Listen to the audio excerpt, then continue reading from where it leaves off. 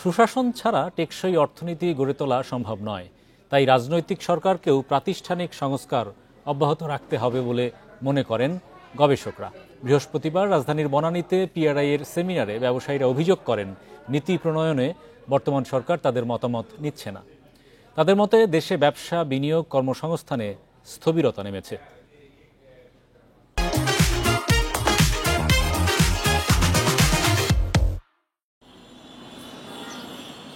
৩২ মাসের মধ্যে জুলাইয়ে সর্বোচ্চ রপ্তানি আয় $৪৭৭ কোটি। পাশাপাশি প্রবাসীদের পাঠানো বাড়তি রেমিট্যান্সে বৈদেশিক মুদ্রার মজুদ বাড়ছে, যা প্রায় ৫ মাসের আমদানি ব্যয় মেটাতে পারবে। বিনিময় হারও অনেকটা স্থিতিশীল, তবে মূলধনী যন্ত্রসহ সামগ্রিক আমদানি প্রবৃদ্ধি এখনও যথেষ্ট নয় বলে মনে করে গবেষণা সংস্থা পলিসি রিসার্চ ইনস্টিটিউট পিআরআই। গবেষকরা বলছেন, মূল্যস্ফীতি কমলেও এখনও সহনীয় মাত্রায় আসেনি, কমেছে বেসরকারি বিনিয়োগও।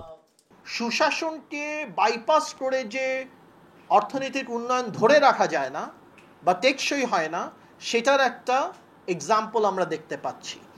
আলোচনায় ব্যবসায়ীরা বলেন, ভারত সহ প্রতিযোগী দেশের চাইতে ট্রাম্পের শুল্ক নীতিতে এগিয়ে থাকলেও শ্রম সংস্কার, জ্বালানি, বন্দর অবকাঠামো সহ নানা জায়গায় চ্যালেঞ্জ রয়েছে।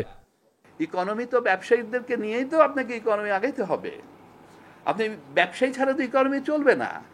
পলিসি মেকার পলিসি করবে, কি পলিসি করবে, কিসের জন্য করবে, কার জন্য করবে, সেটা কে জানে?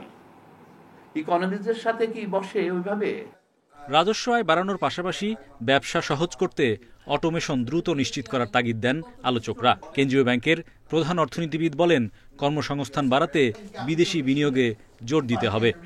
91 সালের ভিএটি আইন কত ডিস্টোর্টেড হলো, আমরা এখন করলাম আবার সেই ডিস্টোর্শন। তো এই ডিস্টোর্শন যাতে মিনিমাম হয়, তাহলে রেভিনিউ বাড়বে, ব্যবসায়ী যারা ব্যবসা করবে তারা স্বাচ্ছন্দ্যে করতে পারবে। বেকারত্ব বেড়ে গেছে, এটাকে করার একমাত্র উপায় হচ্ছে এখন যে আমাদের ইনভেস্টমেন্ট বাড়ানো। তবে আমাদের যে ডোমেস্টিক যে সেভিং আছে, এটা দ্বারা ইনভেস্টমেন্টটাকে বাড়ানো খুব মুশকিল। এই কারণে আমাদের বিদেশি ইনভেস্টমেন্ট আনার প্রয়োজন। দুর্বল 5 ব্যাংক একীভূতকরণে 20 থেকে 30 হাজার কোটি টাকা দরকার হবে বলে মনে করেন তিনি, যা বন্ড মার্কেট আর বিদেশি বিনিয়োগ থেকে যোগানোর পরিকল্পনা বাংলাদেশ ব্যাংকের। তবে এটা সম্ভবত বন্ড সেলিং করে করা হবে যাতে। Hari Saha, independent news, Dhaka.